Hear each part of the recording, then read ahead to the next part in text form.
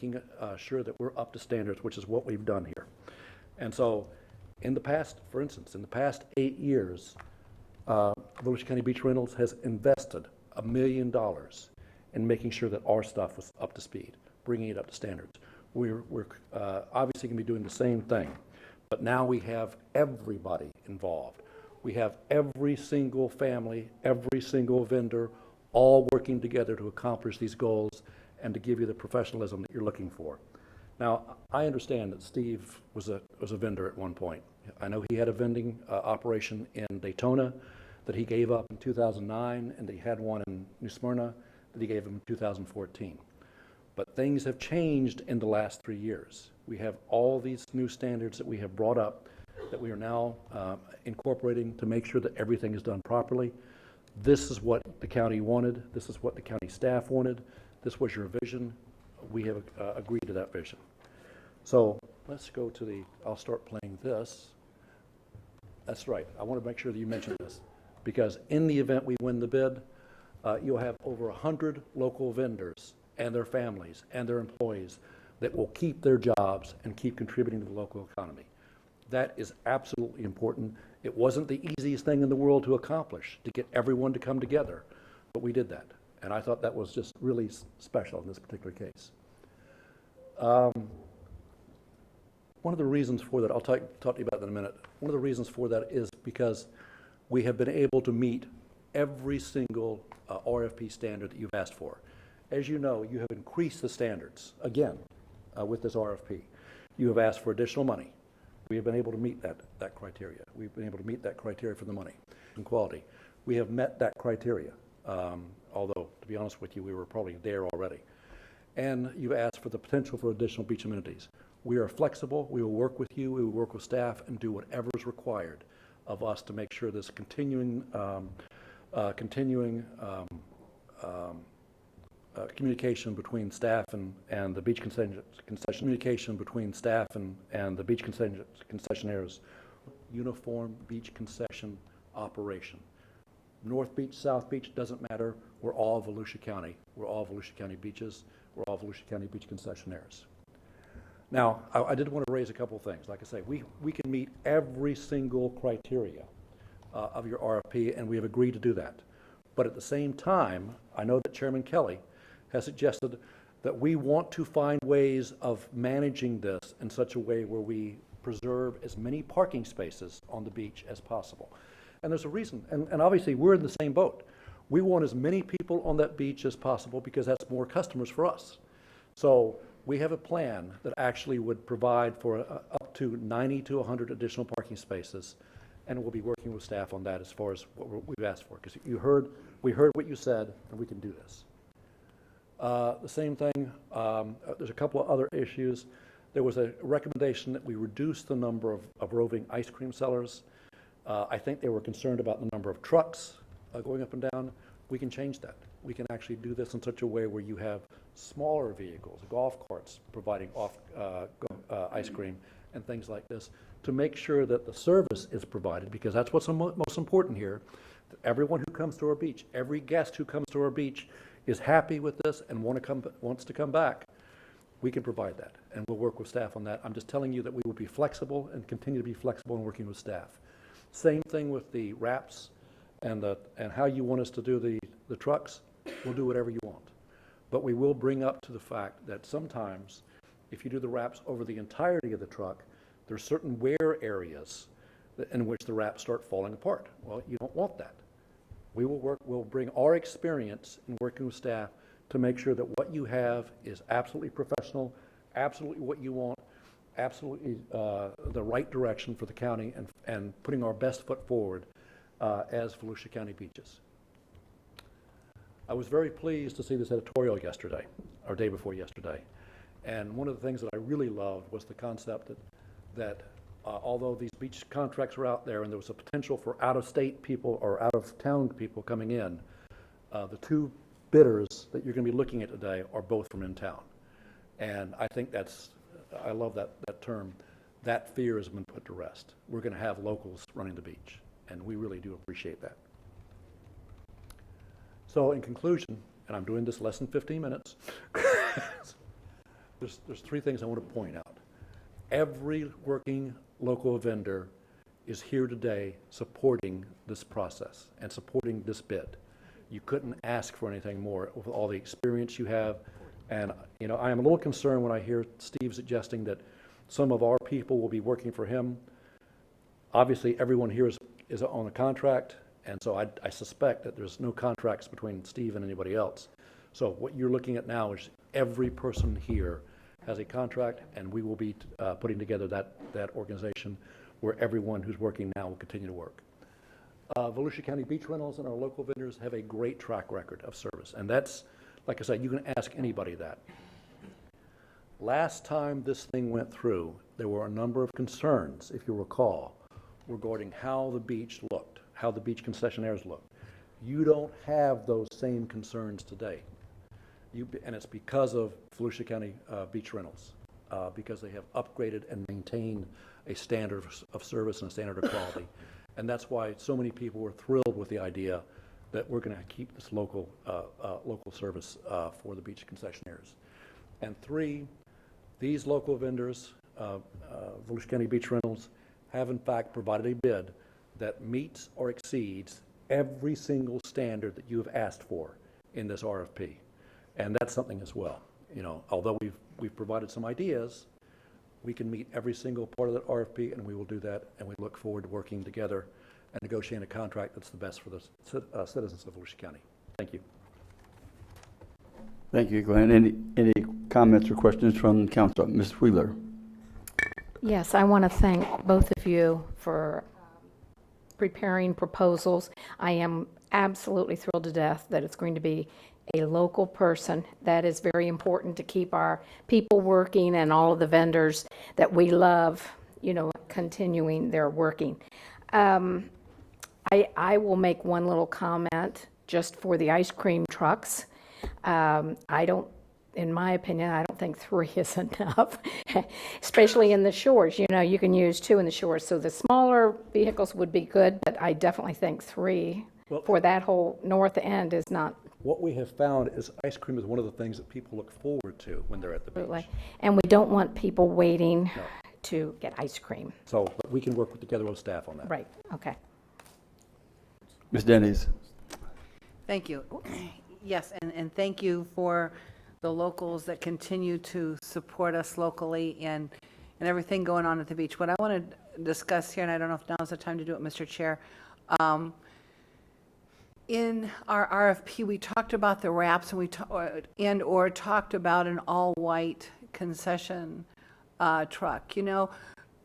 Council, when we bought those lifeguard stations, remember the portable ones? We had a grant. We bought about 4 or 5 of them. When was that, George? A couple of years back? That was... About 3 years ago. Yeah, it just seems like forever anymore. But when we bought those, they're stark white. Well, the one thing that I asked for those lifeguard towers, the portables, is that they be wrapped in yellow and red, because this isn't about the beach, believe it or not, this is about being in the water. Because when you're at the beach, and you go in the water, especially with children, and they're on boogie boards or they're floating, and I don't care what it is, you know how our waters turn here. They're land markers. Stay between. You look for something visible between the lifeguard tower or that building, but they're visible markers. And I have to tell you, there's been more than one time I have used concessionaire's truck or vehicle as a landmark for kids in the water. So, council, I would like to see us take that completely out. I would like to see them painted as brightly as possible, very honestly, because people want to see them on the beach too. It's part of the beach experience. It's just part of we don't want everything to be, when I go to the beach, I don't want it to all be neutral white. We're kicking it up a notch here. But what I would ask is that the rust areas, I do know part of the problem is, we're just going to paint them. We're going to paint right over the rust. That's not okay either. So what I would like to see is color restored, and let's just say, I don't know where the contract is, but staff is however we negotiate this, is to actually encourage brightly colored concessionaire stands for everybody's sake, not just the concessionaires, but those that are in the water and go to the beach. I think we need any beacon for safety that we can get for our children and our families, and me too, when I'm out there. So other than that, I really don't have anything else to add, but, and thank you all, and I'm glad that, again, too, that it's all local. Thank you. I'll just kind of weigh in on that as well. I really like the idea of the bright yellow ice cream truck. I thought that showed something. I like the individuality of the vendors. If all the ice cream trucks or all the vehicles are all white, you might have one that you may like better. Maybe you like the service from Sherry better than you like the service from Jim or Joe or Bob. Or they may have something a little different in their assortment of what they have. So I kind of like the idea of the individuality of it, and I would rather leave that part as long as it's not, how do you define tacky? How do you write tacky or bad presentation? You write that into it.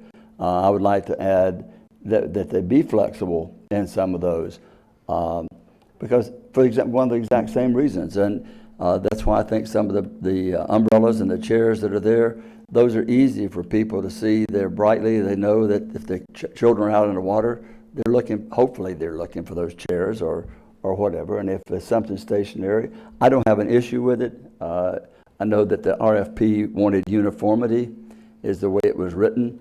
I think they may have heard some of us in our individual discussions on what we had looked at, and that was one of them. I didn't know, Deb, that you had mentioned that as well. We didn't talk to each other about that, so I wasn't aware of it. Glenn? And I should point out, there's ways of providing uniformity with, at the same time, providing uniqueness. You can provide uniformity by providing, say, the Volusia County symbol on every single truck, but have it with different colors. There's ways you can work this together, and we can provide that flexibility. Is Jim, Dan, someone, does this go against anything that we are looking at? In fact, I think you should give Mr. Lloyd the opportunity to respond if there's but you can deal with the issue if he wishes to.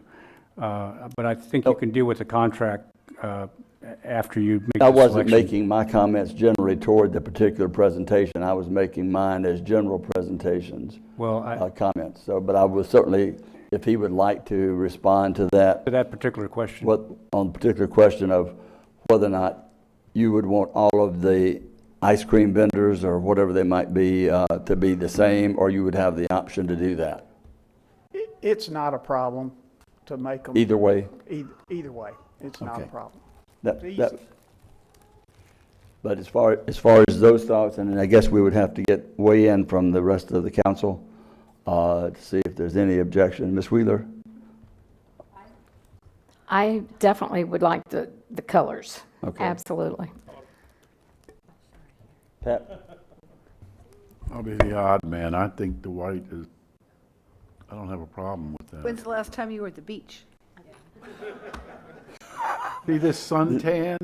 Yeah, I'm just saying, if you haven't been to the beach, Ms. Cusack? Thank you, Mr. Chair. I think that the comments are worth consideration, and I think once it has been awarded, I would be flexible enough to go with colors. Okay. Mr. Deneen? What I would suggest is, I think once you've selected someone, we still have to negotiate a contract with them. Okay. The only Leave thing that up to, here's what I would suggest, though. I would suggest if you think that things are they're not substantial, okay? I think you can do that within reason without undermining the process. And at this point, these appear to be details. The only caveat that I would give you is it wasn't just uniformity, is that don't kid yourself. We've gotten complaints from people whose view of what is tacky is not in keeping what the council would think is tacky. So we've had times when they're not well done. They're not representative of what you would like on the beach when you've given somebody a monopoly on the beach.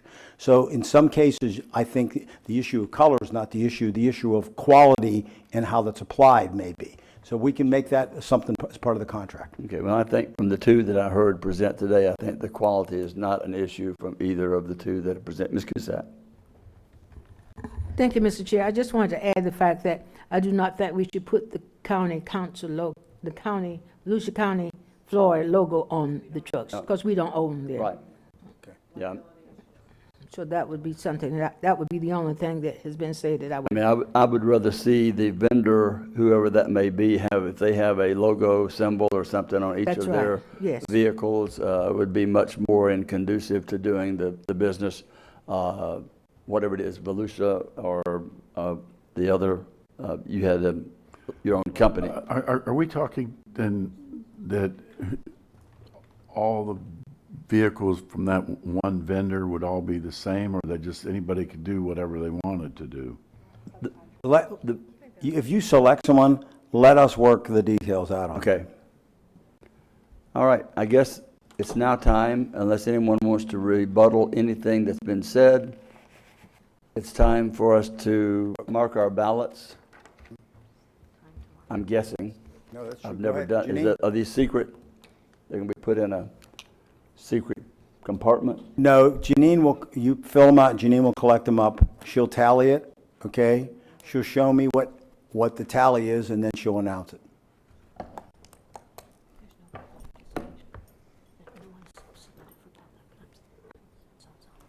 While you're doing this simultaneously, Mr. Chair, you would mark your selection and and put your name, sign your name. Yeah, mark your selection, put your name, and everybody turn it in. Marcy, would you collect them all? I'll let Marcy collect. I was asked to announce that there were no cards were filled out for public participation. But if I'd had some, I would have addressed them. Since I had none, I didn't address them, but semantics. Okay.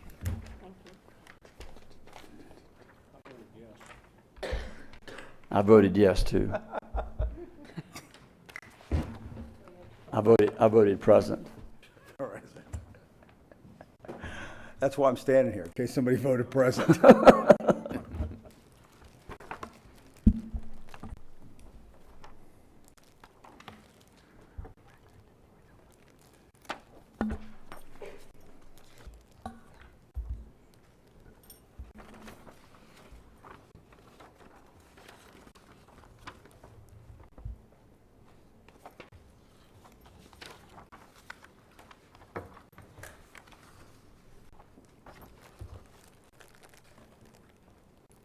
Oh, I took the wrong, sorry about that.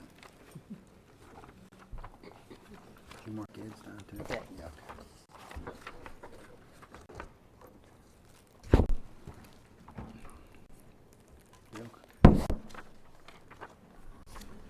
And now I'll read the votes. Mr. Kelly, Volusia County Beach Rentals. Ms. Dennis, Volusia County Beach Rentals. Ms. Cusack, Volusia County Beach Rentals. Mr. Patterson, Volusia County Beach Rentals. Ms. Wheeler, Volusia County Beach Rentals. And Mr. Lowry, Volusia County Beach Rentals. At this time, I'll ask for a motion to allow staff to negotiate a contract with Volusia County Beach Rentals for beach concessions and bring back a final contract for approval. Mr. Chair, I move that we direct staff to negotiate a contract with Volusia County Beach Rentals. Bring it back to the council. Made by Mr. Patterson, second by Ms. Wheeler. Anyone object to the motion? Hearing none, the motion passes. Thank you very much. And I'm assuming those of you out there that,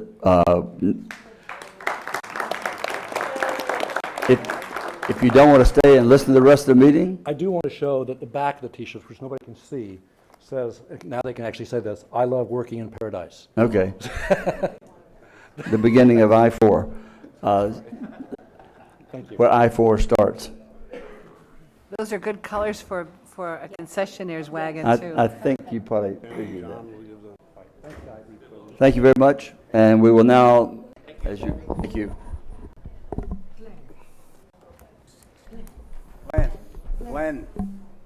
Glenn Storch.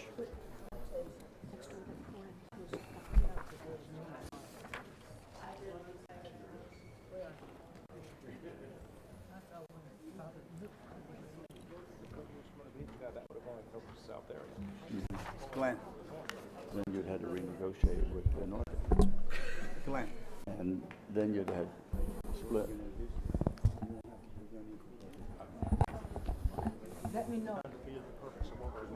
George, you want something? Yes. Yeah, I can get it started. This next item is an amendment to the contract for our solid waste. As you all know, Republic Services is our vendor. They have a Can you please exit quietly? We're going to go ahead and try to continue the meeting and continue your conversation out in the outside. Glenn, are you in charge? Thank you, Glenn.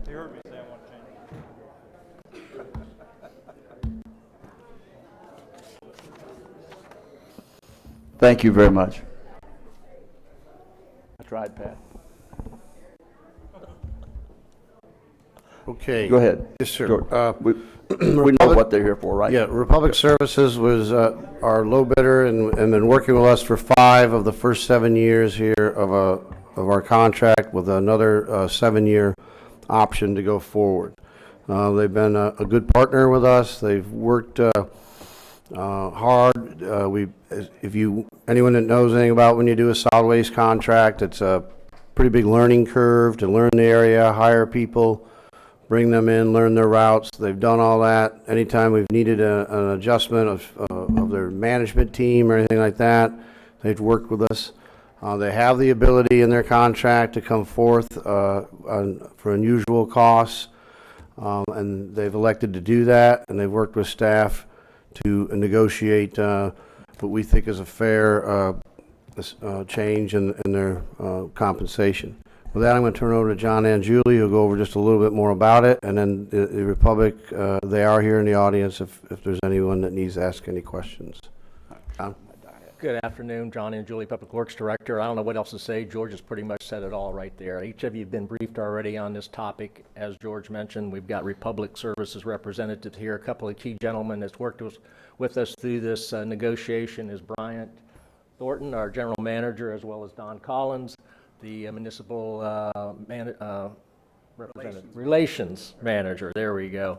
And certainly I want to give a thanks out to Janine Jennings and Pam Wilski of Purchasing, as well as Lenny Marion and Regina Montgomery. They comprised our negotiating team, and we worked very cooperatively together as we worked out this arrangement. Now, as George mentioned, the contract does provide for a provision for them to come back in and ask for a price redetermination based on, a PPI adjustment as well as unusual costs. And in this contract, they've asked for a initial request was for $3.54 per month increase per customer. Again, through that team of negotiation and with the cooperation of Republic Services, we were able to that break down to $1.80 per month increase. It does provide a couple of provisions in the contract to be amended. One, that we're changing the PPI, Producer Price Index, annual opportunity for an increase to a more reflective inflationary index, such as the Consumer Price Index for water, sewer, and garbage collection services. So we're changing from a commodity to a service-provided inflation index, CPI. As well as George mentioned, they are eligible to come in, and there was a 7-year renewal option in there. The term of that, or the description in the contracts, is it was strictly at the sole discretion of Volusia County whether that renewal was going to take place or not. With agreement with the Republic, it was recommended that we change that term to mutually agreed to for that 7-year renewal.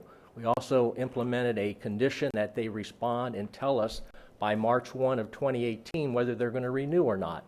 That date's important because that gives us enough time to prepare an RFP and put it back out on the street and award another contract prior to the current contract expiration, which would be December 31st of 2018.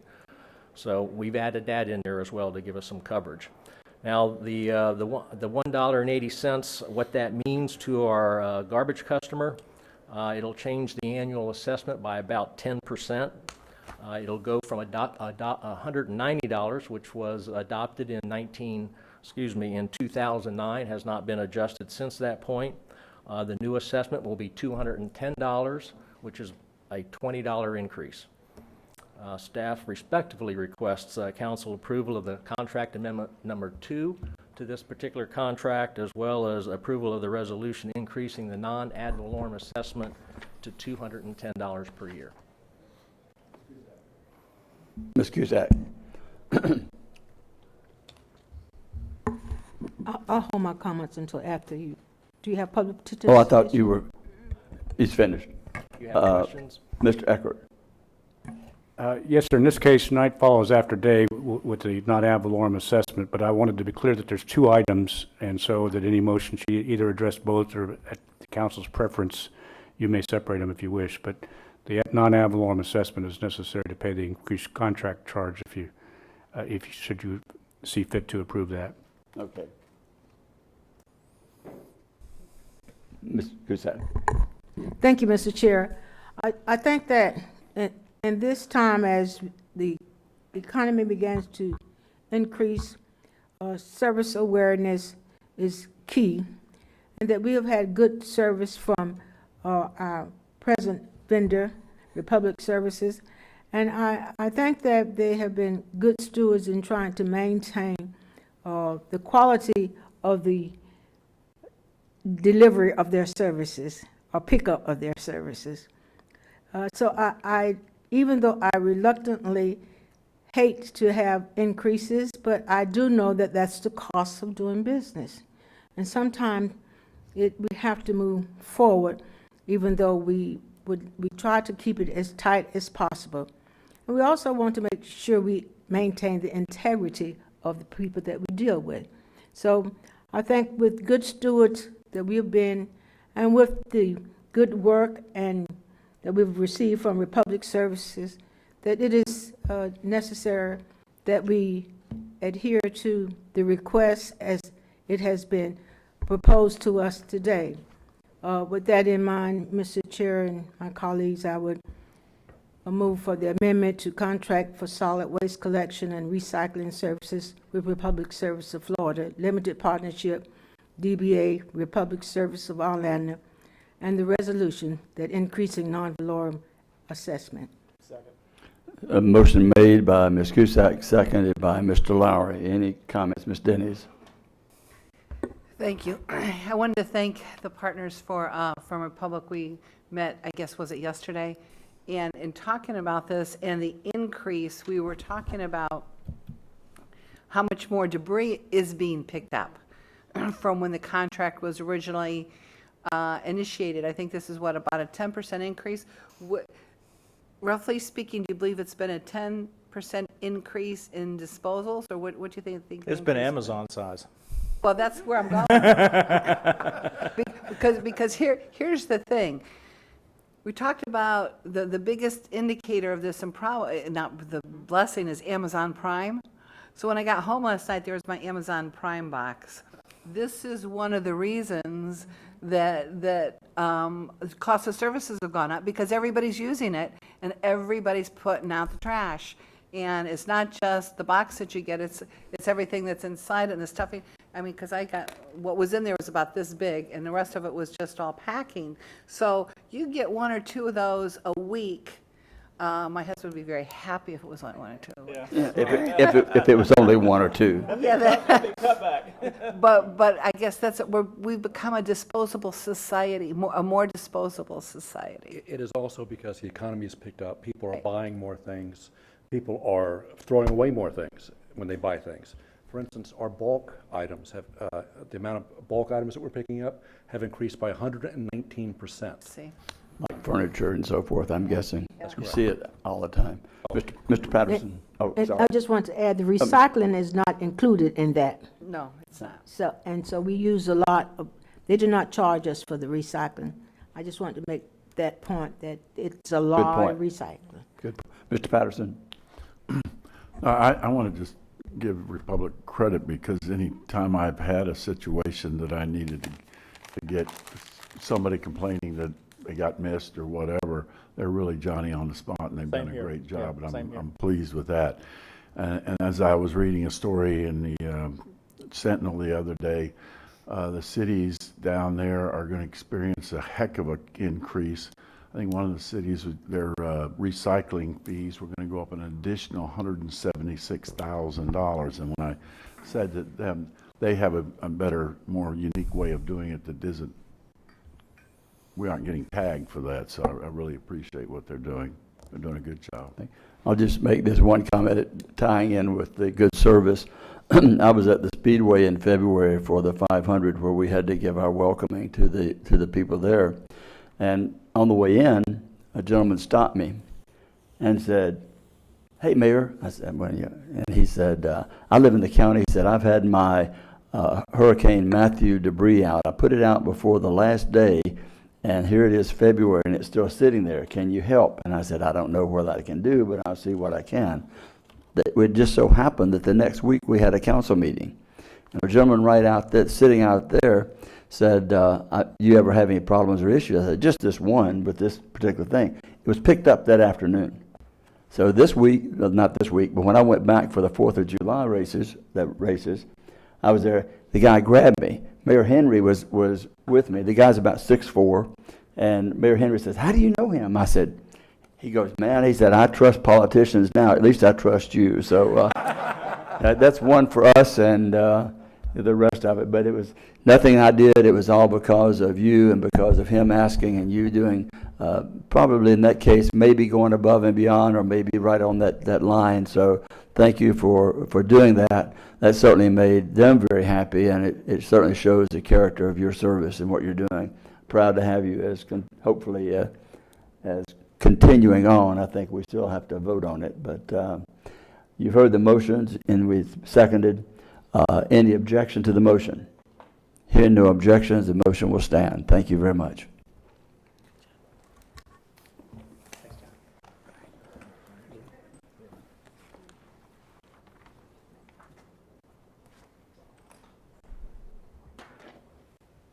I have a question for Mr. Storage. Glenn, quick question from Mr. Patterson. Sure. Since you're doing a twofer up here for your clients, how are you charging them here today? Oh, they're both getting double billed. You know that. I charge by the amount of time I spend on each case. I don't have a problem with that. Thank you. Clay Irvin on the discussion item on 14. Thank you very much, Clay Irvin, Director of Growth and Resource Management. Back on May 18th, we did a presentation regarding the update of the Florida Water Quality Plan for Volusia County. At that time, there was a request by Chad Truxall from the Marine Discovery Center regarding 3 items that are identified in a letter he sent to us now on June 26th. It's included in your package. At the May 18th meeting, Council directed us to bring it back once we had clarification on what they were seeking, whether it was a letter of support or if there was anything else that was needed. What Mr. Truxall has clarified is there's 3 distinct items that they need the Council to take action on. First of all is to authorize county staff to apply for all grant opportunities that support the approved water quality, sustainability, and educational plans. Second, support the Marine Discovery Center's efforts to operate the Project H2O by working with counties, city agencies, and all other private and non-for-profit partners to review and refine existing water quality and resource management plans, to find common strategic goals and priority cooperative projects. And lastly, incorporate funding into the upcoming budget to provide matching funds for future partnerships. We are asking you if you want us to proceed forward with this. I can tell you that we have been acting in this fashion right now, with the exception of some of the funding aspects of it. We are working with that within the budget that's been submitted to you to be able to have some flexibility with regard to some of the funds. So what you're seeing is that these are available if the council chooses to do so. Mr. Truxall could not make it today, but Kelly McGee is available if you have any questions for them in regards to what Project H2O is requesting. Any questions or concerns? Personally, I would say that we would want to continue on in those. Those were, I think, admirable goals. And obviously, you'd want to pursue every grant opportunity that you could, and especially in the issuance and concern of the water quality that we have, make sure anyone that objects or has something else to add, just, I think let's keep moving forward with it. let's just move forward with it, Clay. I think that's consensus of the council. So you have our, Okay.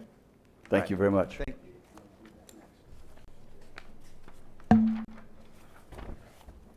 We'll move now to item 15, and this is appointments to Business Incubator Advisory Board.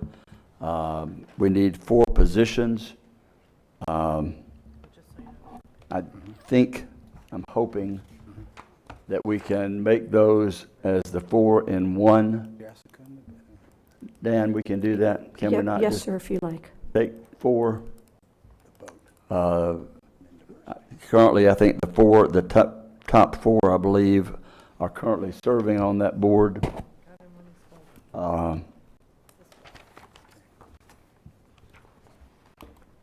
If anyone would want to make a motion, Mr. yes, Mr. Patterson. We're going to do all 4 at once or just one? I was asking if we can just do, Yes. oh, you can do it any way you want to. I mean, there's 4 currently serving on there. All right, well, I'll nominate 4, Louis Paris, John Pfeiffer, Edith Shelley, and David Spitzer. Second. All right, now I gotta find my sheet. Motion is made and seconded for those 4. Any objections to those 4 being appointed to the nominated appointments to the Incubator Advisory Board? Hearing no objections, those 4 will be nominated, will serve. We'll move forward now to item 16. That's the appointments to the Children and Families Advisory Board, the chair in the West Side, and District 4 and District 5. I will I can wing it. nominate George Ann K. Carnicella.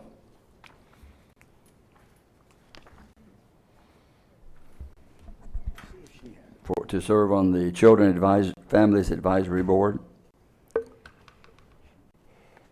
Any objection to my nomination?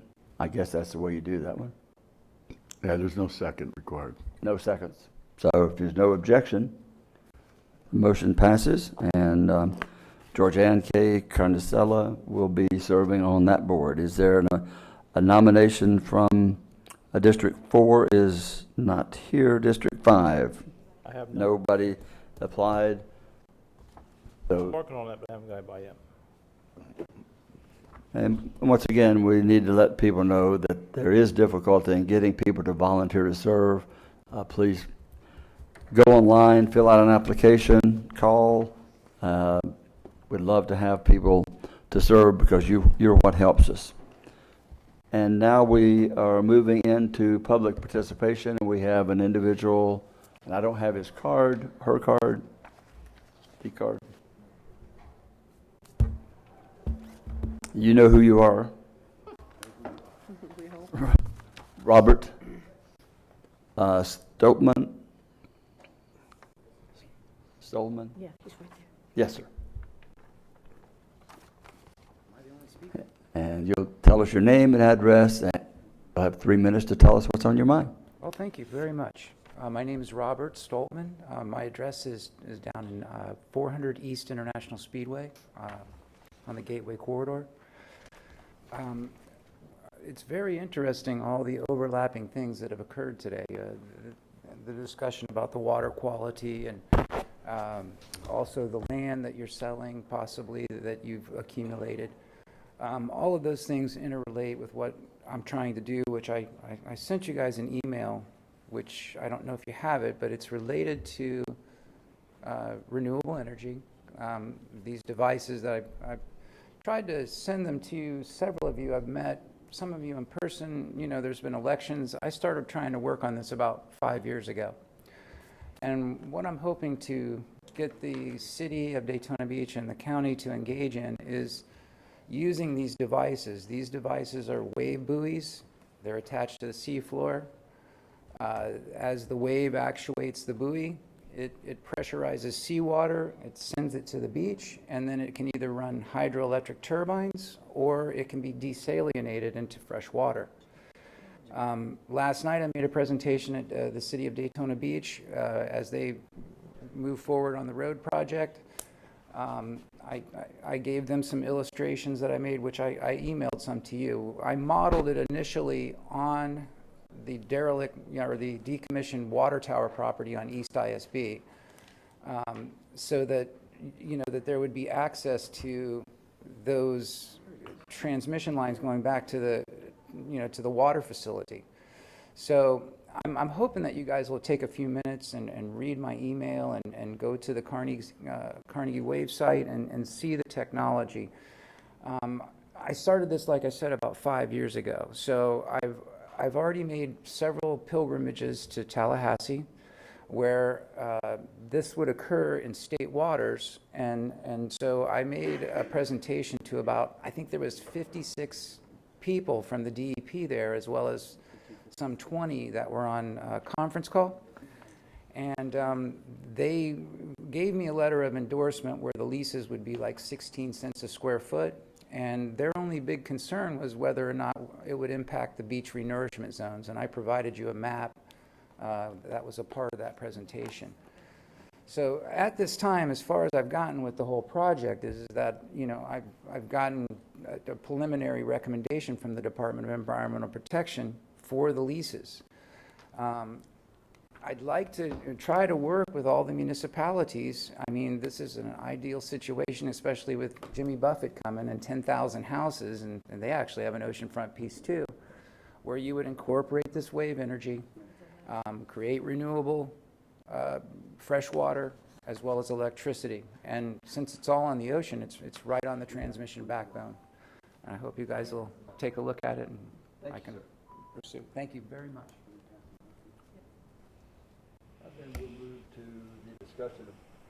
Move to the discussion of items not on the agenda, and we'll start with County Manager Deneen again. Not again, I mean, I was just saying that when I saw this picture of not Wilhelmina or Philomena. Thanks, Mr. Chair.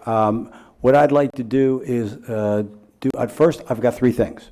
I'd like for Jessica Winterup to start off. I've been asked by the council, because I think there was some concern about the parking lots that we own. Only two of them are being held up, which are the shores. The other ones, the council had already, I went out of my way with the council about a year and a half ago to make sure that we put money aside to develop them so they would not be considered eyesores.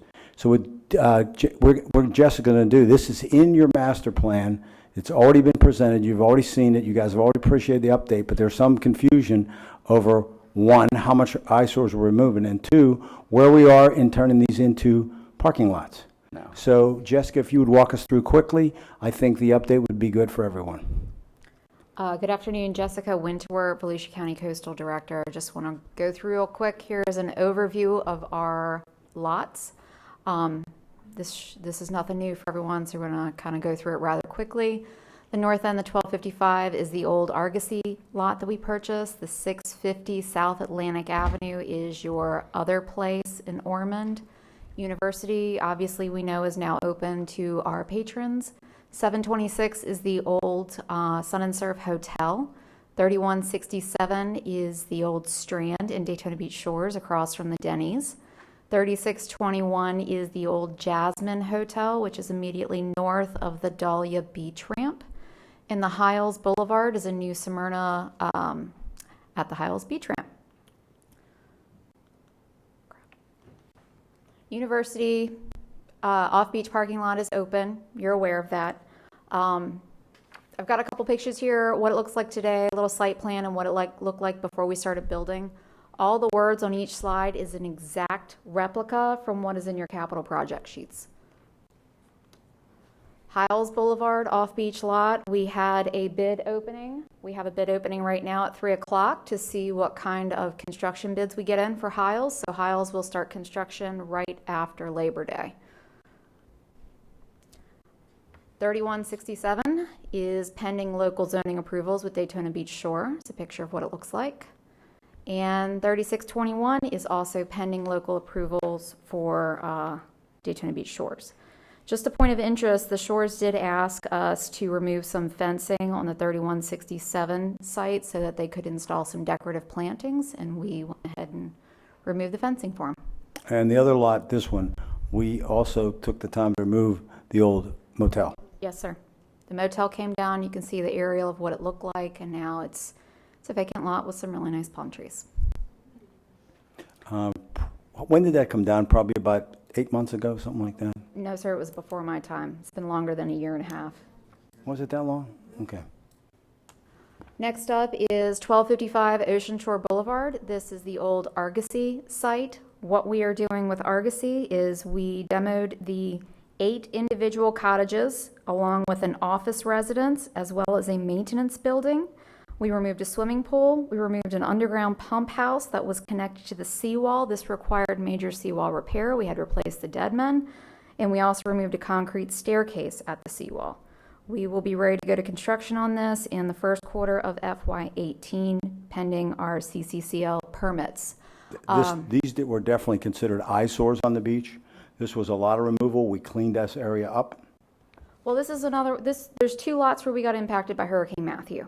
If you think about what Hurricane Matthew did, is it changed your profile of the beach. It just moved all your sand all around.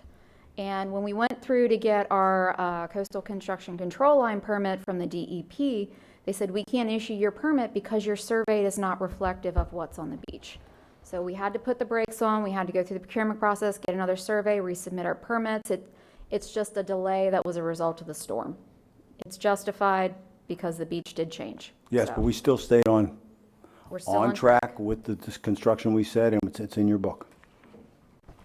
650 South Atlantic Avenue. This is the other place, Cardinal Ave Beach Approach. It's on the west side.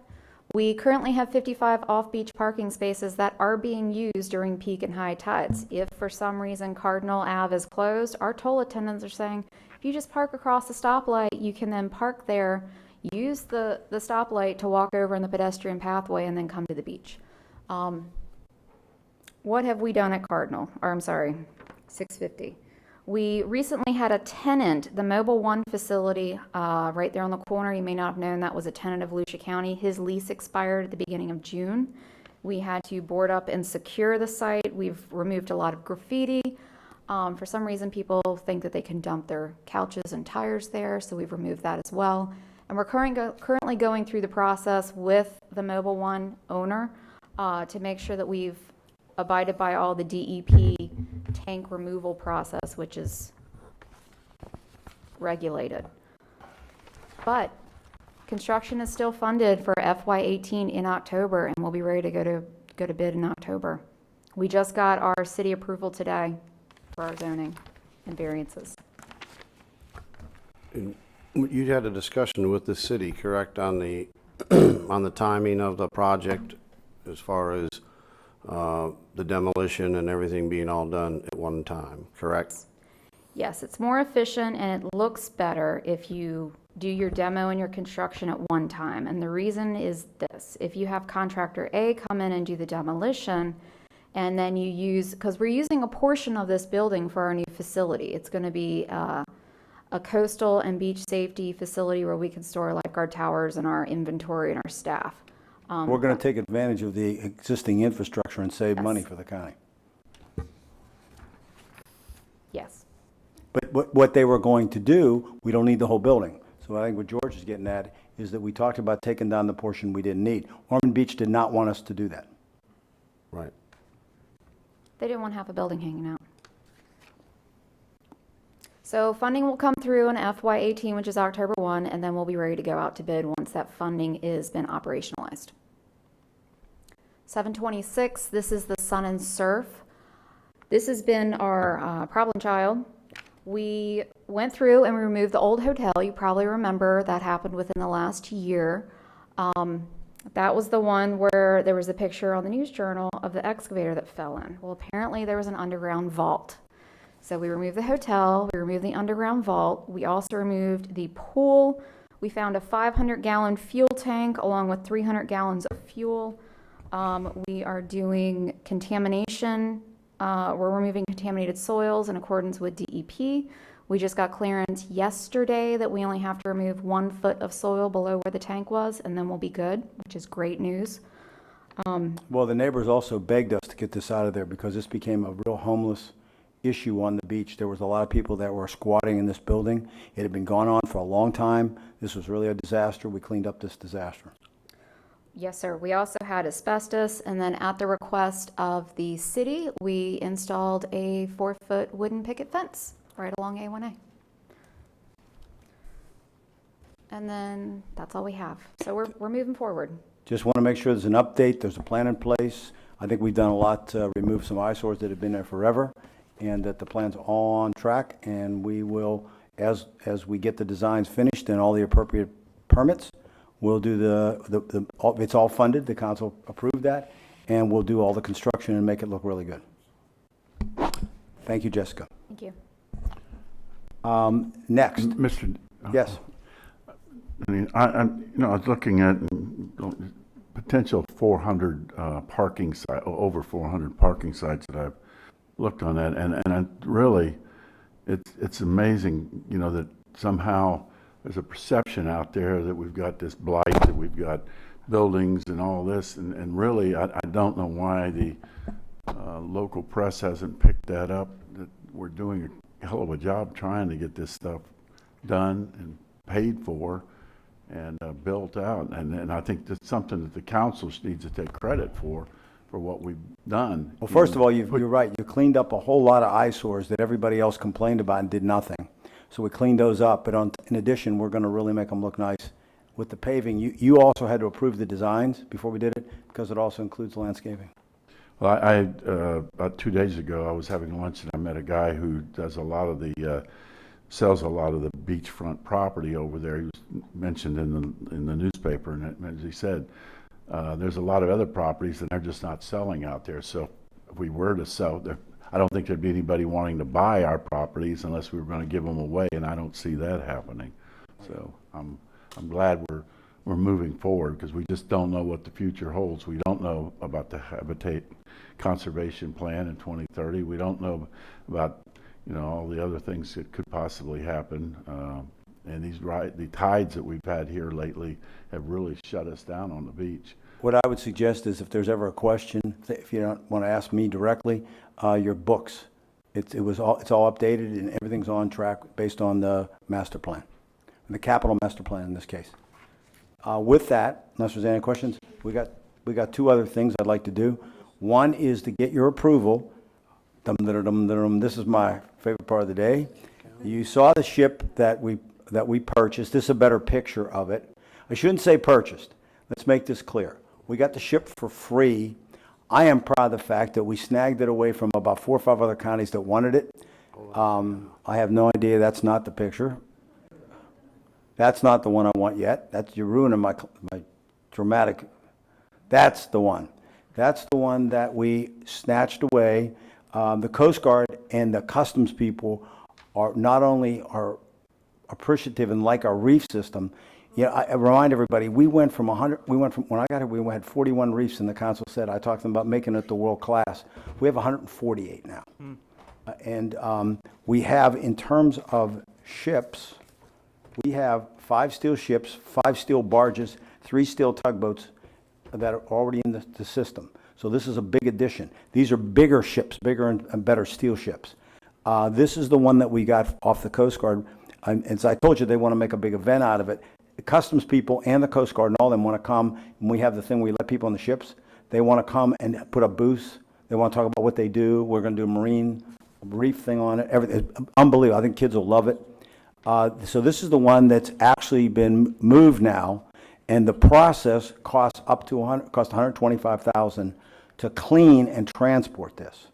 In talking with Joe Nolan, who was down there, the company that is going to do the work for us, I talked him into, now you can show the other tugboat, the next picture. That's a view of it. That's a better view. It's 90 foot, okay, tug, really heavy duty, okay. Funny. I tried to convince them, and we did, to give us this ship too. And we would pay them the same fee to clean. It's almost the exact same size. Oh, gosh. They said, okay, they would do that. So that I call it my BOGO. You go to Publix and that you walk in, we got one and got one. Bought one, got one. The point is I think it will not only enhance the reef program, I will tell you the accolades I'm hearing back from people that fish and everything. And the diving community, so with 41 reefs, you didn't have much to look at or fish on. It is so changed with 148, and now we have changed the diving community now, because in some ways the water may not be as clear here at times. The spearfishing is better. So we're going to start picking this out as being our thing. The 2 ships, we're going to put them at Site 12. As you know, we're going to do a special event. Now we'll have 2 ships you can go on. You can imagine kids coming on this and getting their picture taken up in the wheelhouse and being able to write on it, and then learn about what this is all about with the reefs and the environment. The other thing is, I talked to the newspaper about this. The chair and I were there together. We talked to them about another story here, which they're going to do, is what it takes to clean these vehicles and to get them ready to make them into reefs, which is why I think it's the only program I've worked on where no one's a negative, because this really does nothing but positive. And the way they clean these are unbelievable. And that's also part of the process. We'll show pictures before and after and all that. So I'm very happy to say that we got this opportunity, but I got to pay to clean them. Now, we are going to try and we have people that are interested in maybe giving us sponsorships, grants, and things like that for maybe being able to put their name on it, things like that. But I need authorization. I asked you to waive the purchasing before for 125. This is another 125, so the total would be 250. This is all port funds. You cannot use them for salaries. You cannot use them you can only use them, this is not general fund money, you can only use it for port activities. I would tell you, as someone who pays port fees, I would really like to see my money go into this kind of stuff. So I think people really are going to like this. It's going to be a big event. So if you approve that, then I can tell them to go ahead, and we'll have a 2-ship event. We're going to sink them both on the same day.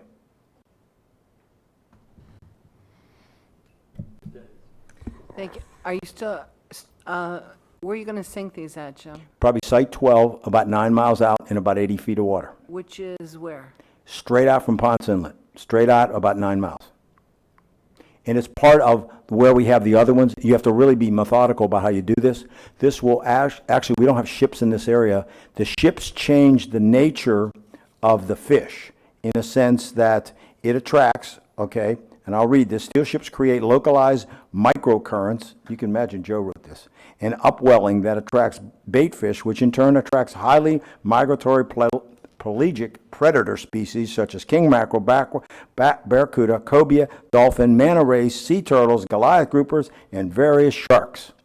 So, okay, that's where I was going. Thank you very much. But little sharks that only nibble and are very friendly. So we're building a reef for So bait they only fish. eat little people? Yeah. They No, start with the bait- beauty of start this with is fish and we end with sharks. we attract them away from the beach, out where it's 85 feet of water. Boom, boom. And they know where not to cross that line. Exactly. Instead of eating We have paid it surfers, with they'll the be line out we there put eating out there. swim. Actually, the comments I'm getting back from the fishing and diving community is unbelievable. I mean, I think they are really encouraged. So if I can get that authority, then I'll move forward. I'll move approval, to give the manager authority to go ahead and start, Waive the purchasing waive the ordinance, purchasing. so I can move ahead with this purchase. It's up to 250 now.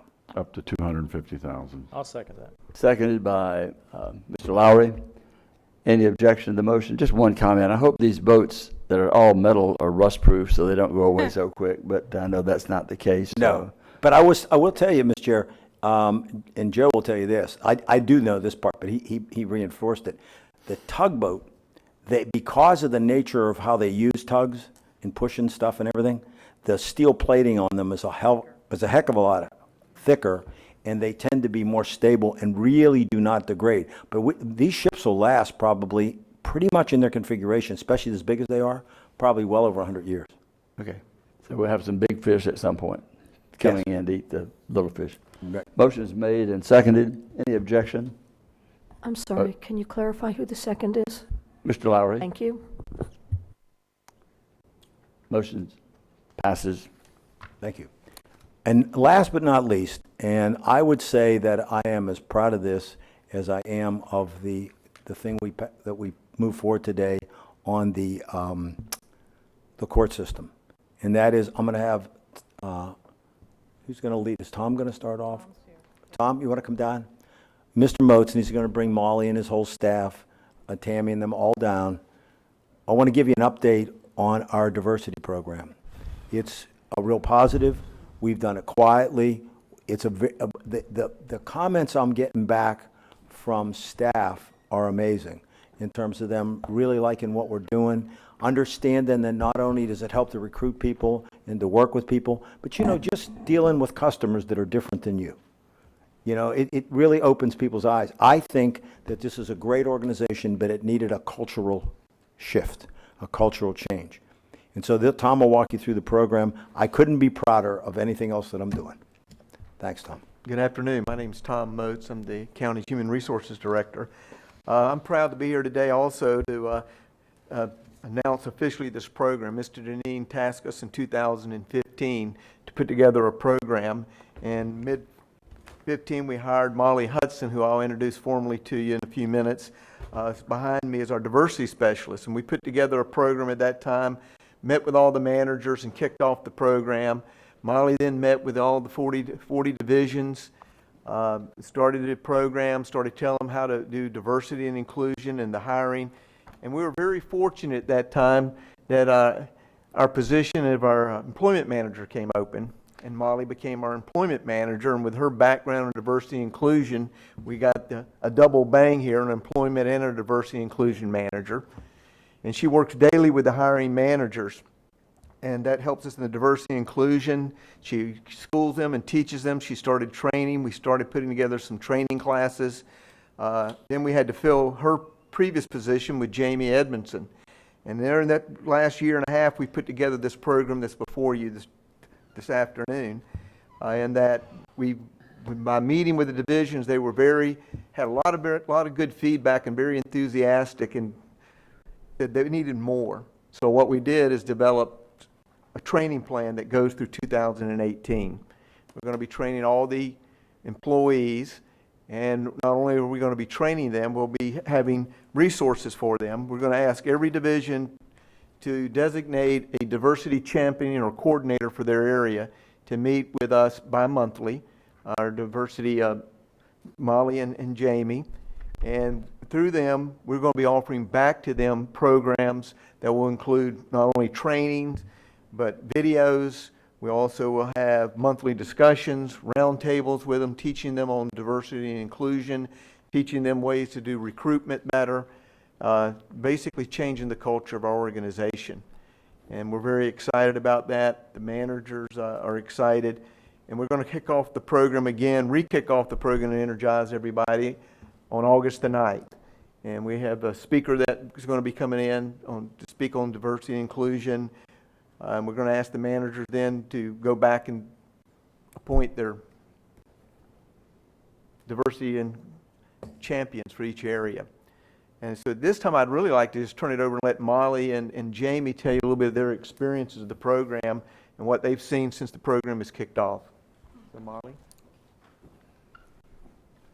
Hello, I'm Molly Hudson. I'm the employment manager for Volusia County. It's a pleasure to be here. I think I joined the county about a year and a half ago, and kind of was tasked with to kind of put this initiative together and run with it. So it's been exciting. It's been a slow walk because it's almost like a culture change, having to train people and teach and talk with people. But it's really been going good. Lots of positive feedbacks. I think what excites me most is when I hear managers call me and tell me, Molly, what can I do to diversify my group? What can I do to have a different impact? What can I do to grow my business and have a different group, a unique group? Because we have different customers, so we want to build that. I think when I get that call, that really excites me because then it means that they're listening to what we're saying. They're hearing that this is something important. So I think it's important to commend Mr. Deneen and his team for wanting to go and run with this. So I think when I get calls from the sheriff's office, or I get calls from people like, Lucinda Coley, or I get calls from, the public protection. I mean, when they heard Mr. Deneen was big on this, they said, well, we want you to train all our people. We want every single member, giving credit to Pat Bythwood and Max Swanson and Terry Sanders. They're saying, we want all our people to go through this training. We like them to be diversified. We want them to understand the impact of diversity and inclusion in our business.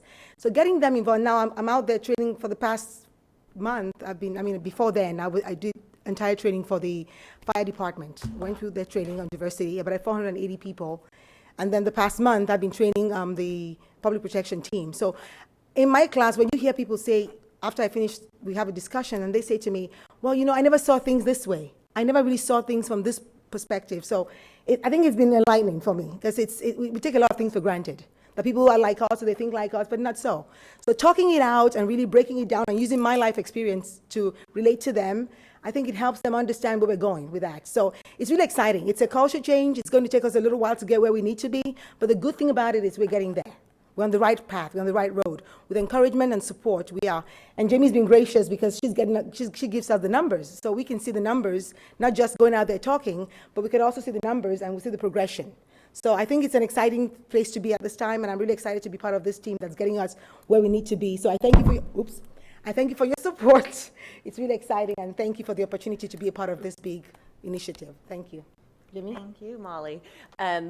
Can you move over between the microphones? Absolutely. There you go. Absolutely, yes. My name's Jamie Edmondson. I'm the diversity specialist for the county, and I'm extremely excited to be here to relay to you that I'm thrilled to be involved in this continuing initiative that's been underway, and to really take it to the next level, to have put together that diversity and inclusion champion team, to give a new level of education to that team, so that they then are working with the field to make sure things get incorporated in a way that really is culture changing, so that we can have a little bit of a shift. A big focus on inclusion.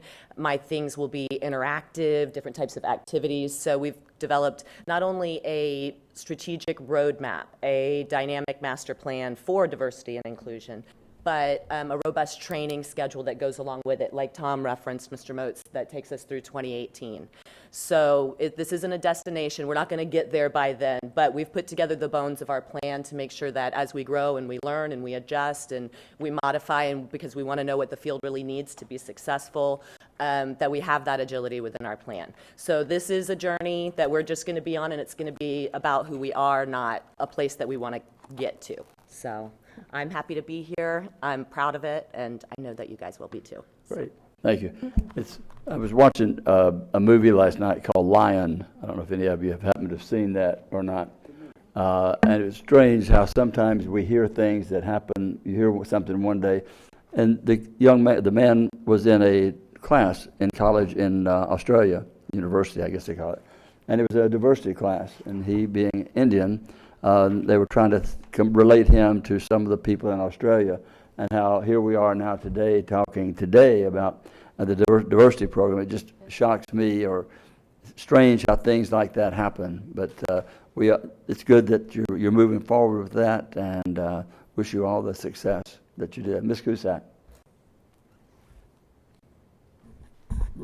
Thank you, Mr. Chair. Mr. Deneen, we've been working hard to get to this place. And I think that this is so well done. The skeleton is there. So, and that's through our document. We're ready to move. Now we have to make sure we put the meat on the bones. And so I think that the team is in place to do that. And I'm just so proud of Volusia County that this is probably, and I've been around a long time and worked a lot of places, but I've never seen a diversity and inclusion master plan. Mm-hmm. This is a new one for me. It's a vision for me, and to see this vision in action means a lot. And I'm so pleased with Mr. Deneen and the staff and to my colleagues to bringing us to this place, this day. I know that if you will just follow this plan and get our workforce on board. So this is diversifying the workplace. This is not so much about what we like to eat or what kind of clothes we may wear. This is about equality and opportunity for all. And that's what diversifying means. And so I'm so proud and so pleased. Again, I pat myself on the back. This is a wonderful place to be. And thank you so much. Thank you, Mr. Chair. Thank you. And thank you very much. Thank you. Thank you all. Thank you. Thank you all. One thing is you'll see that a big thing, and Joyce is really getting at, is we have relatively small pools to draw from in terms of getting people that fit some of these jobs because of the number of the different minorities that are available in the workforce. But you'll never get there if you don't recruit. Right. And you can't recruit if you think that you might have unconscious bias in selection. And so I think you can't just say go out and recruit and then find out that when you get people, they don't get selected. Because here's the bottom line. Joyce and I talked about this. This is never about picking people because they look a certain way or they talk. It's about picking the best person, but with getting rid of the bias that may get in the way. Well, what we want to do is recruit more because we want more opportunity. But the bottom line is we want to make sure that everybody in the recruitment and the people that have to work together so that they stay with us all feel like one. Now, one thing I would say that we are going to have a review because I do think that we have a good attitude. I'm hearing nothing but positives. But like anything else, you got to keep stoking the fire. So we're going to talk August 9th. You know, I'm pretty pumped up about this, or jazzed, as Joe would say. So I'm going to try and jazz the people up a little bit. So is Molly, and so is Tammy, and so is Tom. They're all going to be out there jazzing them up. But we're going to get a professional jazzer upper. We're going to get someone that really is a motivational speaker that I've been told is second to none. We're going to try and include that into some of our discussions. I think you need to do that if you're going to keep people upbeat. That'll be August 9th for my staff. It'll be a couple of hundred people I'm going to have at the Ocean Center. The council is welcome to come if you'd like to hear, especially if you'd like to hear the motivational speaker. Steve Ritter? No. Thank you. Dan? That's all I have, Mr. Chair. I would just like to add, Mr. Chair, Sure. that I showed my daughter this county council diversity and inclusion plan, master plan. My daughter is a principal in Volusia County Public Schools. And I said to her, I bet you guys don't have something like this. It's a dynamic master plan. Yeah. She looked at it, she said, that's different. So you're setting the mark very high. Right. Thank you. And thank you, Joy. I believe you were very instrumental in making sure that this was put in there. Mr. Eckert? Nothing, sir. Anyone else from legal? George? Nothing? Ms. Denny's, we'll go with you today. You start first. Okay, thank you, Mr. Chair. Mr. Manager, we didn't address it, but I would like to have an update on the Daytona truck event that happened.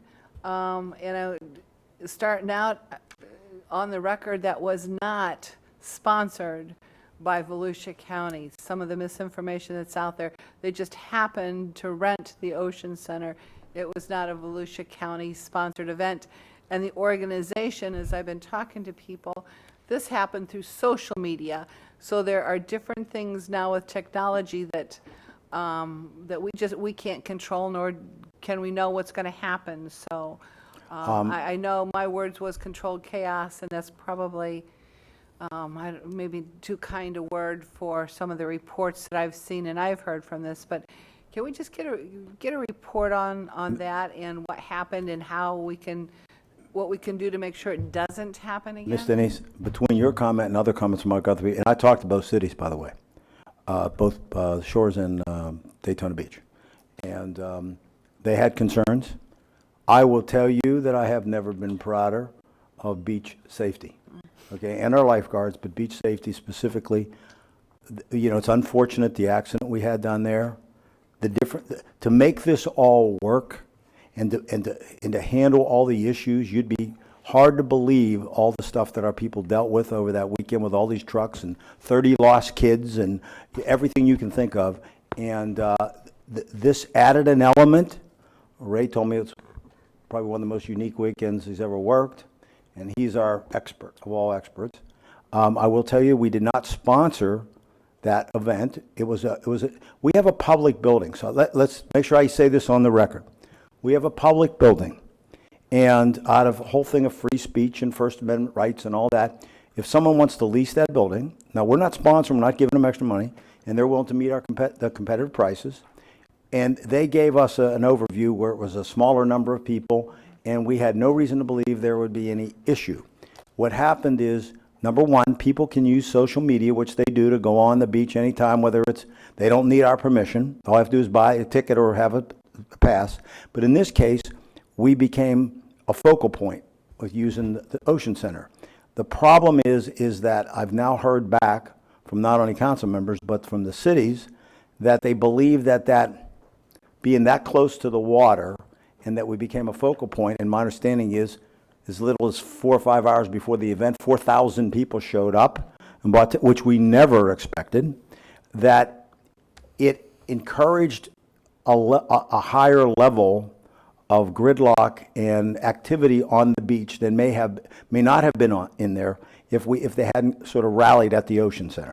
Now they could. And A1A, they shut down Yes. A1A. So we are prepared. We now have concerns between some of the council members. I have some concerns. The Ocean Center staff has concerns in the cities that we may not, now that I know what the implications are, now I have a basis to say, well, maybe it's not the right event for us next to the beach. So I'm leaning down that path. I'll be interested to hear what the council members say. But if you want an overview of what sort of took place and how we handle it, and I'm telling you, I was involved, I understand, I know what they did. I am amazed at what our people did to make this all work, to try to make it work for everybody and have a good experience. Ray, you want to give a little bit of an overview of what, from your perspective, took place? And Ray's worked really closely with the cities.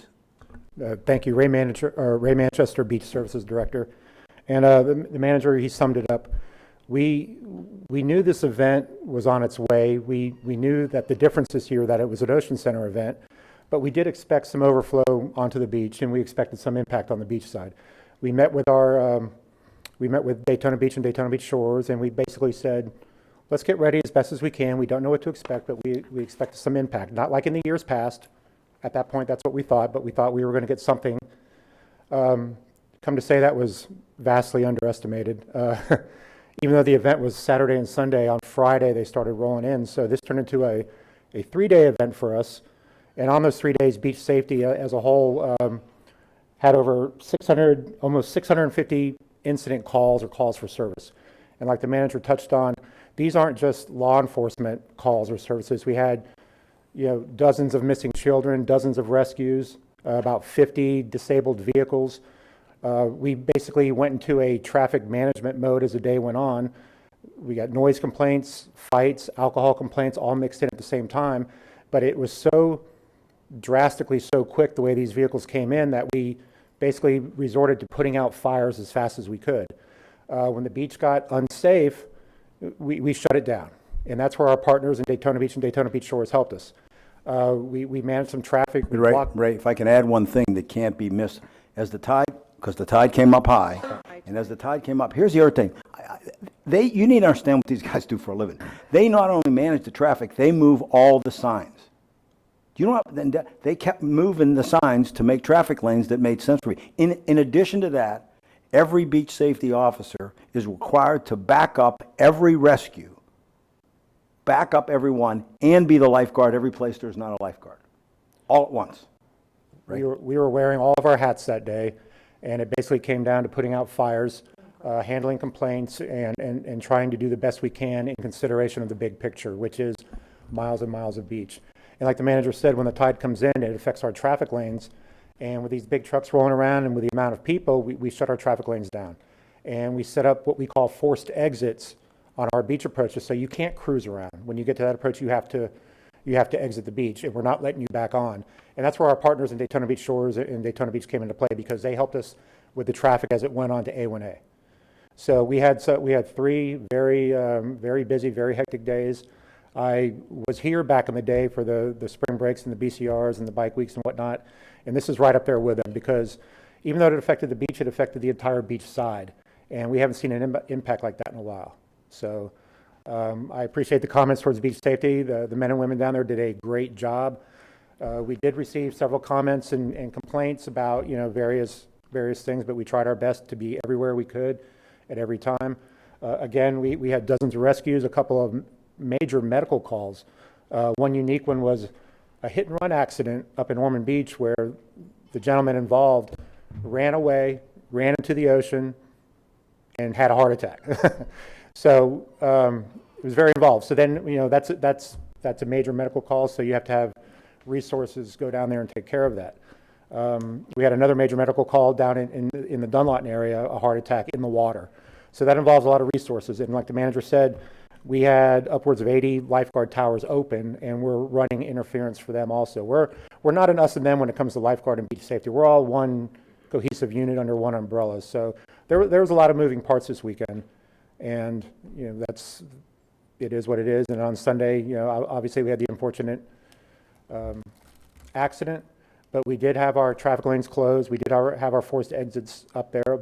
At that point, there's still a lot of vehicles on the beach, and we try to shut them down and try to keep them from moving, but it's impossible to keep every vehicle moving at any given time. The other thing with the unique nature of these kind of events is that when people focus on a vehicle type, sometimes the Jeeps to a certain degree, especially these big trucks, the other thing that the previous councils were very focused on, and I think this council too, is that our primary thing with vehicles on the beach is really parking, and that's what people really want. So there's been a concerted effort to try and reduce cruising. The problem is that when people come with a distinctive vehicle, in most cases, they came to cruise the vehicle to show it off. And that is very cumbersome because now you increase the amount of movement on the beach because most citizens that come actually come to find a parking spot. And they stop. So it's a lot different world.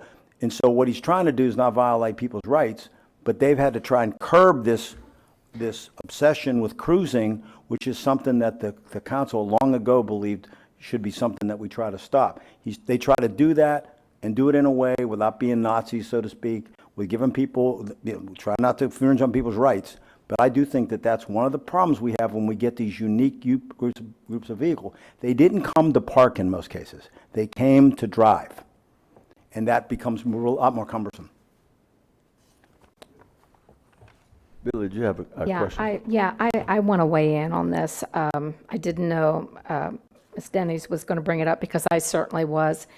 When I was contacted by the press on Monday morning, I hadn't heard anything. I just saw the traffic. That was the only thing. And I've learned to roll with the punches on the traffic.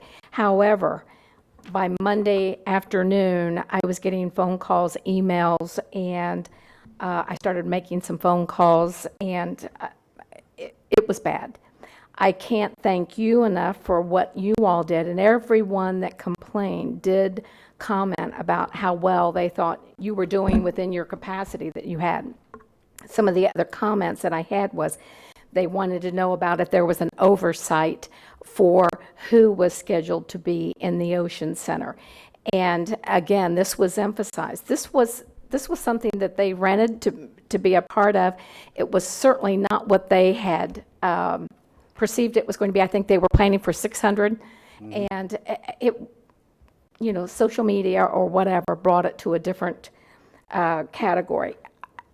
As a beachside person, as a District 2 representative, I really want to stand up for beachside and say, I don't want this type of event back in my community if it's going to result in this kind of hardship for the citizens of the beachside. It was a bad representative for the entire county. I had my 3 sons who live beachside were telling me about people urinating in their yards, and racing down their streets from A1A to Peninsula. It's just not going to happen again. I hope if we can at all regulate that, for sure. I do not want our citizens to have to go through that again. Again, I commend you for all that you did. Thank you. I think we can only be very proud of our beachside patrol and everything that you did. I mean, it was incredible, but the weekend was pretty appalling. One of the things that I heard from the cities was that they believed that while the Ocean Center event didn't create this, and we didn't have this the first time, so we can change our mind if we want, was that they thought that it became a catalyst because of where it was, that what you're talking about, and we have a good relationship, is that these are the city departments that were trying to deal with those problems.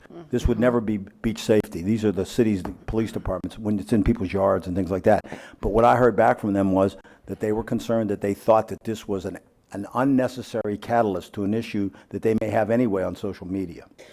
And Ms. I did Seaman- want, oh, I sorry. did want to say that, you know, I'm a stopper on the beach, but I'm also a cruiser, so, but this was over the top. You know, our Jeep I group agree. comes in and there's a lot of people, but it was an organized event and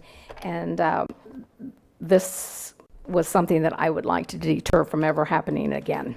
Well, I think the most important thing to me that came out of it came out of it after the fact that it was not a Volusia County sanctioned event. That was it. And most people didn't understand that. And of course, all of us took the brunt of the complaints on it. And when you have people coming that rent a facility, you can't always control the actions of every one of them. Jamie, you had something I think that was... I did want to add something about what Mr. Manchin was saying. When they talk about moving the traffic lanes and moving the cars off the beach, I think what gets lost in all of that, it's as a requirement of the Habitat Conservation Plan. It is a requirement to maintain your incidental take permit. If the tide comes in and there is not sufficient space for a driving lane and parking, and it is spelled out in feet, they have to shut down the beach. They have to stop the vehicles from moving. They have to get the cars up those ramps, which then pushes them into the A1A traffic. It's not something that they do arbitrarily. They're doing it to protect the right to drive on the beach by protecting that incidental take permit. And what you have is, you have people that do not want people driving on the beach, that watch everything they do, and if they miss something like that, they will turn us in to try and undermine the HCP. Because we've had it happen. We've had it happen on numerous occasions, and we're constantly fighting, and we've gone to court because of actions against the HCP. I was going to leave my comment to this, but I'll just add, since it's to this, I took the tour Tuesday from the lifeguard headquarters to Ormond. First time in years that I've driven that entire, or ridden or cruised that entire area. And certain things occurred. One, I think about 3 occasions we had children come out in front of us, not looking, parents sitting in the back of their SUV, not looking one bit, coming in and out. That is one thing. The other, and one standing in the middle. The other thing that I observed was the sandbar that's being created, I'll call it that for the lack of anything else, has created and added to the lack of ability to drive on the beach. And as we were riding down through, I kept saying, man, we used to drive right here. And we did. But you can't do that anymore. There's probably 150 feet in areas where from that sandbar up to the conservation area, at 100 to 150 feet. If we could go in there with some bulldozers, knock that sucker down, knock that ridge down. You're not allowed to do that. I'm just saying, but that's what part of the problem is. Legal almost had a stroke right then. If you want to get rid of the HCP in one moment, that's how to do it. Well, I'm just saying that is part of the big problem of why we don't have the adequate parking on the beach that we used to have, because we cannot adjust. We can't groom the beach. We can't do any of those things. And the pictures that we get, as far as leading up to, the pictures we get from people complaining about it is because of those instances. Now, you said that in May, it was where you could drive there. At this time of the year, that little ridge is starting to form, is trying to fill in toward the seawalls. But that's a tremendous amount of beach that you can't utilize. And therein lies the problem. If those vehicles had been allowed to go and park there, it wouldn't take much to knock that little ridge down, Jamie. But anyway, so, of course, there goes the incidental take permit, but that's okay. Deb, I know it's still your time. I'm sorry we're all weighing in on you, but Important issue. it is. Well, just the final comment on this. What percentage do you think of that group, if you had to just ballpark it, was from out of the county? Were the majority out of the county? I would say the majority were out of county. And Those are that reasonable. goes on, council, I'm just saying that to throw up the red flag again, we're not valuing our beach asset well enough. We're making it too easy for them to come, party, disrupt, and leave for out of the county. So I am supporting strongly, and this just keeps making my point, we need to increase the tolls for out of county only residents. I want us to take a strong look at that, because there's a few deterrents we can use, and it's costing us money to come in and the cities and to just safety. Right. I mean, forget enforcement. This is just survival at that stage. Ms. Denny's, we have scheduled the first meeting in September. If you remember, in fact, the chair specifically outlined this. We would do beach approaches and tolls. Remember, you can't do everything at once. What we said we would have that in the afternoon of that meeting is we would have what we'll call a workshop among you to talk about that. And so we are scheduling that for the first meeting in September. So you can deal with those issues. And any other information that any member of the council would like included, I've given my list, and I'm adding to my list of things that I like to see from the financial standpoint, operational, all of that as well, so we can have enough information as we go forward. If there's any adjustments or any changes, I think that we would need to maybe look at, and not trying to micromanage, but just to try to add some input to that. Efficiencies, okay. Efficiency of operation. Efficiency of operations. Okay, just a couple more comments. Thank you so much, and thank you for all that you did. Thank you for getting us through that. Right. I think. Next issue. Is it okay? Can I move on? No, I would just. Go ahead. Just was letting. The Indian River Lagoon Council's hosting a listening session tonight at the Marine Discovery Center at 6 o'clock to hear from citizens on projects about the community. If anybody's interested, Marine Discovery Center, New Smyrna Beach, 6 o'clock tonight, Indian River Lagoon Council. Do we have that picture up there? Do we have the picture from the Charlie Clark Road dedication? Council, this is a proclamation that I presented on our behalf at the Oak Hill City Commission meeting, the last meeting. Well, here's the sign that's up. We put the sign up in about, it's a 9 mile, there's 2 signs, 9 miles. And so when I was talking with staff, I said, well, you know, we don't, Pat Kewen said, should we bring a cooler with water? I said, no, there's not going to be that many people. We're just going to uncover the sign, undrape it. So Pat calls me as I'm on the way to the site. She said, Deb, they have their own tent set up. They've got tables set up. They had a sign-in book and a registry. And Joyce, they did it. We didn't do this. They did this. There was over 100 people showed up on Maytown Road, down Oak Hill to Osteen, the Clark family, and they formed their own family reunion over this event. That's how much it meant to them. So it was an impressive thing. This meant so much to that community. So thank you for working with us to get that road dedicated to them. That's a really good news. The only other, this is my last issue, and this is a council protocol issue. I brought it up several meetings ago and asked for a report on county council actions. And we got one. We didn't get it the last meeting, and I brought it up to staff and was told we'd have it. We didn't get it the last meeting. I let it go. And so this meeting, we don't have it yet again. That's 2 meetings in a row. Here's the thing. We've asked.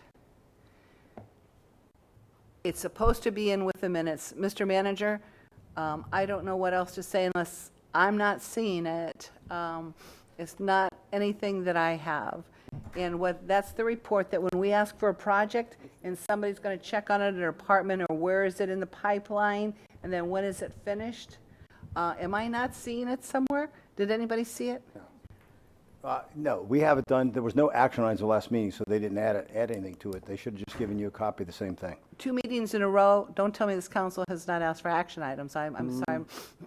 That's not true. That cannot be true. Bottom line is, we'll make sure you have it next time. Yeah, it's not acceptable, and at this point, I'm taking this seriously. As far as council protocol, yet again, when an email goes out or correspondence goes out to the Beach Advisory Group or the Elected Leaders Roundtable, especially when it's signed from the Volusia County, the County Council liaison, let's at least include the County Council in the communications.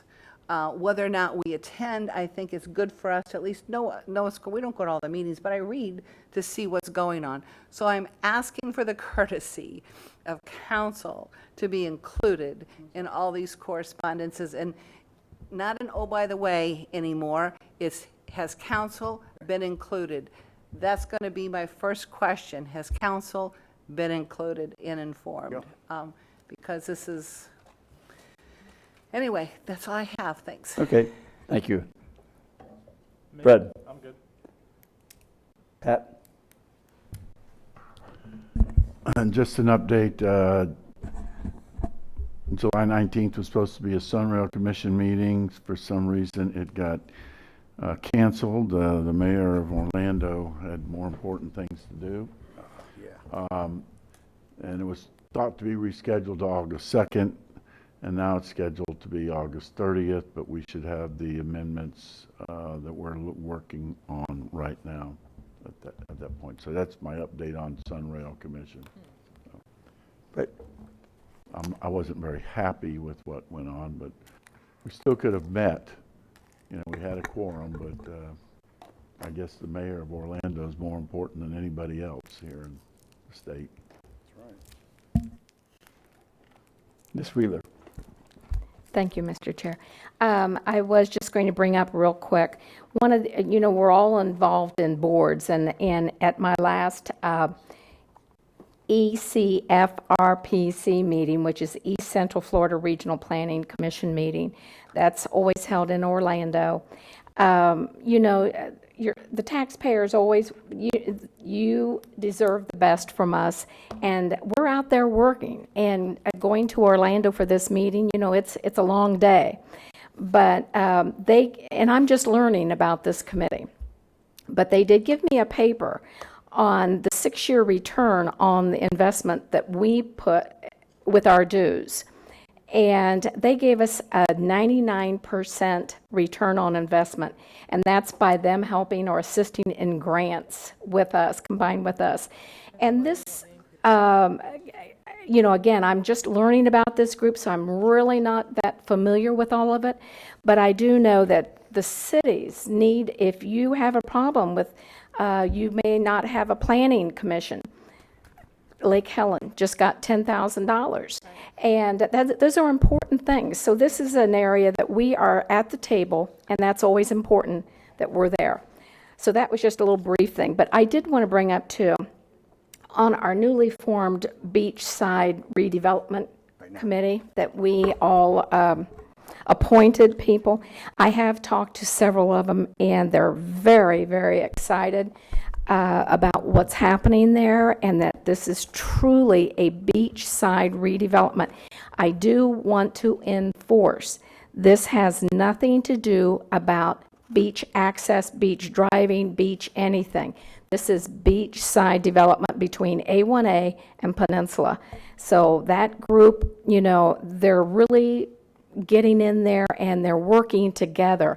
And this, I heard from a beach person, a beach driving person, how well this is going and how excited he was. He was thrilled. He said, I think we're here for the right reasons and we're working together to develop beachside. I was thrilled. Ms. Wheeler, as you know, I've talked to the chairman of that group, and he would appreciate if you reinforce. He knows what was in the minutes and what you said. I think if you reinforce that it's not the beach driving, beach access, but it's redevelopment on the west side of A1A, I think for the record, that would help him. Yeah. Okay, if you reinforce that.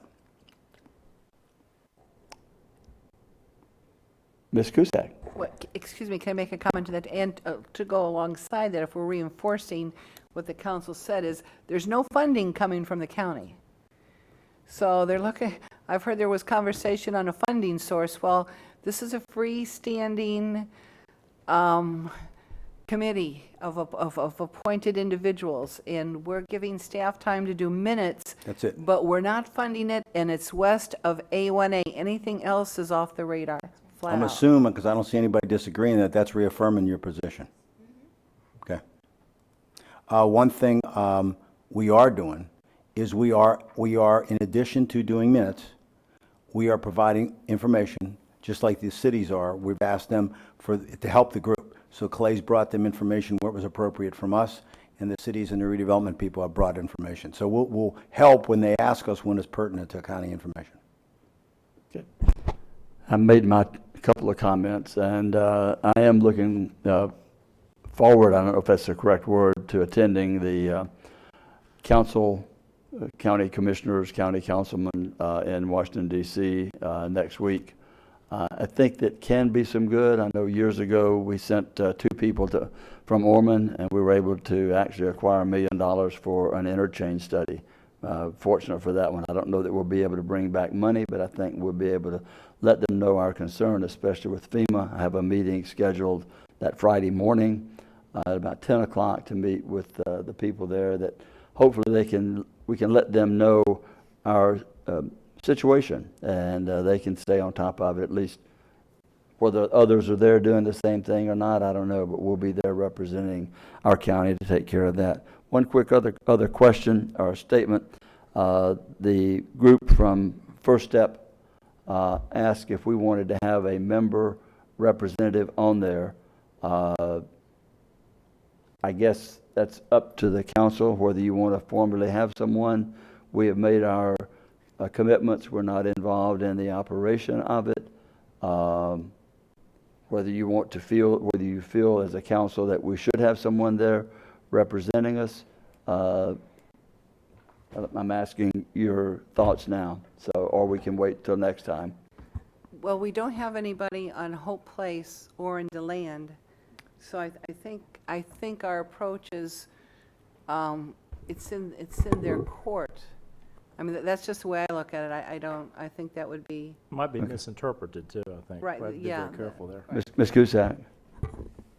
I don't think that it would be necessary for us to have a representative on that board, but I do think that we should have a periodical report from all 3 of the homeless coalition. I think that should be a part of our agenda, that they are aware that we should probably have a report every, maybe 3 times a year, something like that. With the feeling of the council, I may attend individually. I know it would be perceived that I'm there as a representative. I will not be a representative, but I kind of feel that it might not be bad to see where the investment's going, how they're progressing, and to be able to I don't think it would be a bad idea, and I think that any member of the council on any of the homeless coalition groups that we could attend, not as representative of the county council, but as individuals. So, but I think